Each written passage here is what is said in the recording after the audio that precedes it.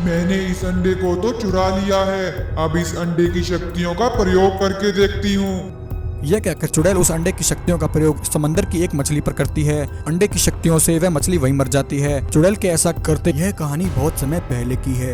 एक बार कुछ जलपरियां अपनी महारानी इच्छाधारी जलपरी की मूर्ति की रक्षा कर रही थीं। उन जलपरियों की महारानी, जो कि 25 वर्ष पहले पत्थर की बन गई थी, वे सभी मिलकर उसकी रक्षा कर रही होती हैं। जलपरियां किसी को भी उस मूर्ति और उसके पास रखे अंडे के पास नहीं आने देती थी। जलपरियां उस मूर्ति को छोड़कर कहीं नहीं जाती थी। देखो बहन, 25 वर्ष पूरे हो गए हैं और 2 दिन बाद अमावस्या की रात है। उस दिन रानी जलपरी के अंडे की शक्तियाँ वापस आ जाएंगी और फिर हम उन शक्तियों से रानी जलपरी को वापस ठीक कर लेंगे। लेकिन बहन, अब हमें इस अंडे का खास ख्याल रखना होगा ताकि वह दुष्ट चुड़ैल फिर से 25 वर्ष पहले जैसी कोई हरकत ना कर सके।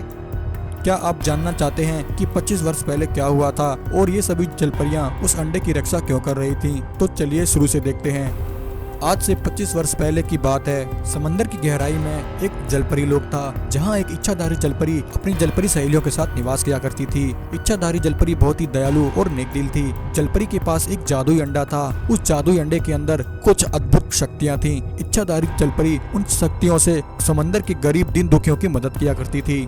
इच्छाधारी जलपरी अच्छों के लिए अच्छी और बुरों के लिए बुरी भी थी।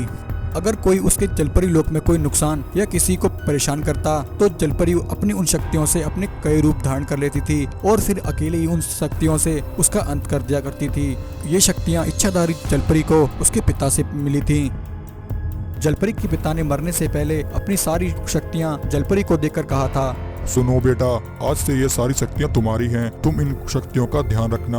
ये शक्तियाँ केवल भलाई के काम के लिए ही बनी हैं, इसलिए तुम इनका प्रयोग हमेशा भलाई के लिए ही करना। भविष्य में जाने या अनजाने में अगर इन शक्तियों का गलत प्रयोग हुआ तो ये सभी शक्तियाँ समाप्त हो जाएंगी और तुम एक पत्थर की बन जाओगी। जलपरी अपने पिता की यह बात हमेशा याद रखती थी और उन शक्तियों का प्रयोग केवल भलाई के कामों में ही करती थी। वहीं जलपरी लोग के पास ही एक चुड़ैल रहा करती थी। जब चुड़ैल को जलपरी के जादुई अंडे के बारे में पता लगता है तो वह लालच में आ जाती है। चुड़ैल कहती है, अरे, जलपरी के पास वह जादुई अंडा बहुत ही कीमती है। अगर वह जादुई अंडा मेरे हाथ लग जाए तो मेरी शक्तियाँ 1000 गुना बढ़ जाएंगी और मेरा सामना कोई नहीं कर सकेगा। फिर इस पूरे ब्रह्मांड पर मेरा कब्जा होगा। ऐसा कहकर चुड़ैल एक मछली का रूप ले लेती है और इच्छाधारी जलपरी के पास जाकर कहती है, जलपरी बहन, मैं पास वाले तालाब से यहाँ आई हूँ। मैं इस समंदर में अपने घर जाने का रास्ता भूल गई हूँ। कई दिनों से इस समंदर में ही भटक रही हूँ, जिस वजह से मैं बहुत थक गई हूँ। जलपरी बहन, क्या मैं कुछ समय के लिए तुम्हारे समंदर में रह सकती हूँ? जैसे ही मुझे यहाँ से जाने का रास्ता मिल जाएगा, मैं अपने तालाब वापस लौट जाऊंगी। उस मछली की दुख भरी कहानी सुनकर जलपरी को उस पर दया आ जाती है और वह उसे वहाँ रहने की अनुमति दे देती है। लेकिन जलपरी इस बात से बिल्कुल अनजान थी कि वह मछली एक चुड़ैल है और जलपरी के जादुई अंडे को चुराने यहाँ आई है। रात होते ही जब जलपरी अपनी गुफा में सो रही थी, तब वह मछली चुड़ैल जलपरी के जादुई अंडे के पास आती है और उस अंडे को उठाकर वहाँ से भाग जाती है। उसी रात चुड़ैल को बहुत भूख लगती है। वह कहती है, मैंने इस अंडे को तो चुरा लिया है, अब इस अंडे की शक्तियों का प्रयोग करके देखती हूँ। यह कहकर चुड़ैल उस अंडे की शक्तियों का प्रयोग समंदर की एक मछली पर करती है। अंडे की शक्तियों से वह मछली वहीं मर जाती है। चुड़ैल के ऐसा करते ही जलपरी के अंडे में से सारी शक्तियां खत्म हो जाती हैं। उसके ऐसा करते ही जलपरी एक पत्थर में बदल जाती है और वह जादुई अंडा भी चुड़ैल के पास से गायब हो जाता है। तब से अब तक रानी जलपरी की सहेलियां उस जादुई अंडे की रक्षा कर रही थी, क्योंकि अब 25 वर्ष पूरे हो चुके थे। तो इस बात की खबर चुड़ैल को भी लग जाती है। चुड़ैल अपनी एक सेना तैयार करती है और कहती है, मेरे सैनिकों, जो शक्तियाँ मैं 25 वर्ष पहले हासिल नहीं कर पाई, वह शक्तियाँ मैं अब हासिल करूंगी। कल अमावस्या की रात है, हमारे सामने जो भी आएगा हम सब उसे कुचल डालेंगे। ऐसा कहकर चुड़ैल अपनी सेना को लेकर जलपरी के जादुई अंडे को चुराने के लिए आती है। लेकिन चुड़ैल की इस चाल के बारे में जलपरी की सहेलियों को पहले ही पता था। जलपरियां अपने बिछाए जाल में चुड़ैल की सेना को कैद कर लेती हैं और अपनी शक्तियों से चुड़ैल की सारी सेना का अंत वहीं कर देती हैं।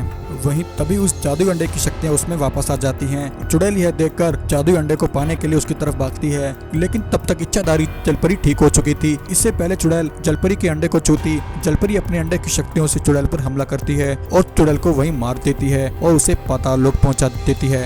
इच्छाधारी जलपरी अपनी सभी सहेलियों का 25 वर्षों तक उसके अंडे की रक्षा करने के लिए बहुत धन्यवाद करती है और वह चुड़ैल का पीछा करती है।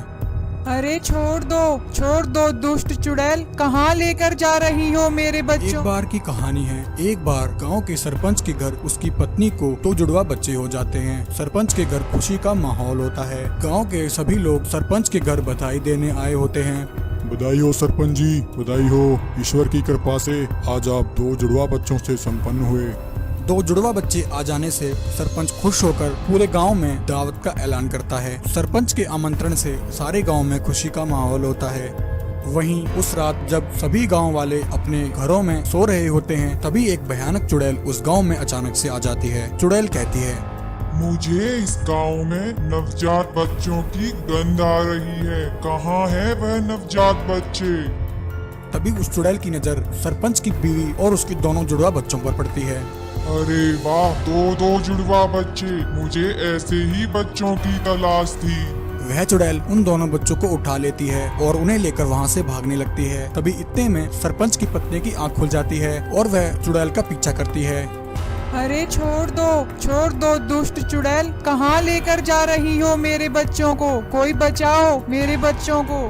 परंतु वह औरत उस चुड़ैल का पीछा नहीं कर पाती है और ठोकर खाकर वहीं गिर जाती है। अगले दिन गांव में इस घटना से सनसनी फैल जाती है। अरे भाई, यह तो बहुत ही बुरा हुआ। हाँ भाई, मैंने भी सुना। कल रात एक चुड़ैल सरपंच जी के दोनों बच्चों को उठाकर ले गई। वहीं गांव में एक किसान के घर उसकी पत्नी भी गर्भवती होती है और उसे भी बच्चा होने वाला होता है। किसान की पत्नी कहती है, अरे जी, यह हमारे गांव में क्या हो रहा है? मुझे तो डर है कहीं हमारे बच्चे के साथ भी ऐसा कुछ ना हो जाए। और अगले दिन उस किसान की पत्नी के भी एक बच्चा हो जाता है। गांव में हुई बच्चों की चोरी से वह किसान भी चिंतित होता है। वहीं उस रात वह भयानक चुड़ैल फिर से गांव में आ जाती है। आज फिर से मुझे इस गांव में नवजात बच्चे की गंध आ रही है। लगता है फिर से किसी के घर बच्चे ने जन्म लिया है। चुड़ैल किसान के घर को ढूंढ लेती है और उसके बच्चे को उठाकर ले जाने लगती है। किसान और उसकी पत्नी अपने बच्चे को बचाने के लिए उस चुड़ैल का पीछा करते हैं, परंतु वह दोनों उस चुड़ैल को नहीं पकड़ पाते हैं। उधर वह चुड़ैल उस बच्चे को लेकर अपने चुड़ैल गुरु मुर्गी चुड़ैल के पास पहुंच जाती है। मुर्गी चुड़ैल कहती है, शाबाश मेरी चुड़ैल, अभी मुझे 2 और नवजात बच्चों की जरूरत है। 5 बच्चे होते ही उन्हें खाकर मेरा यह श्राप खत्म हो जाएगा और मैं इस मुर्गी रूप से आजाद हो जाऊंगी। दुखी होकर साधु बाबा के पास पहुंच जाते हैं और उन्हें गांव में हो रही बच्चों की चोरी के बारे में बताते हैं। गांव वालों की बात सुनकर साधु बाबा अपना ध्यान लगाते हैं और सब देख लेते हैं कि एक मुर्गी चुड़ैल अपने श्राप को खत्म करने के लिए वह चुड़ैल गांव से नवजात बच्चों को उठा रही है। यह सब देखकर साधु बाबा उसी समय नागराज को वहाँ बुला लेते हैं और नागराज को मुर्गी चुड़ैल के बारे में सारी बात बता देते हैं। साधु बाबा कहते हैं, नागराज, वह दुष्ट मुर्गी चुड़ैल कहाँ है? उसके स्थान के बारे में मुझे भी मालूम नहीं, इसलिए अब वह चुड़ैल ही हमें उस मुर्गी चुड़ैल तक पहुंचा सकती है और यही एकमात्र रास्ता है। ऐसा कहकर साधु बाबा एक औरत का रूप ले लेते हैं और नागराज एक नवजात बच्चे का रूप ले लेते हैं। रात होते ही चुड़ैल नवजात बच्चों की तलाश में गांव में फिर से आती है और एक आंगन में नवजात बच्चे को देखकर वह उसे उठा लेती है और उसे लेकर मुर्गी चुड़ैल के पास आ जाती है और कहती है, हे चुड़ैलों की रानी, देखिए मैं आपके लिए एक और नवजात बच्चा ले आई। उस नवजात बच्चे को देखकर मुर्गी चुड़ैल उसे पहचान जाती है कि वह बच्चा और कोई नहीं बल्कि नागराज है। मुर्गी चुड़ैल कहती है, अरे मूर्ख चुड़ैल, यह तू किसे उठा लाई? इस बच्चे को इसी समय वापस गांव में छोड़ कर आ। तभी इतने में नागराज अपने असली रूप में आ जाते हैं और उस चुड़ैल को अपने एक ही प्रहार से वहीं मार देते हैं। चुड़ैल को मारने के बाद नागराज अपनी शक्ति से मुर्गी चुड़ैल को वहीं आग में जलाकर भस्म कर देते हैं।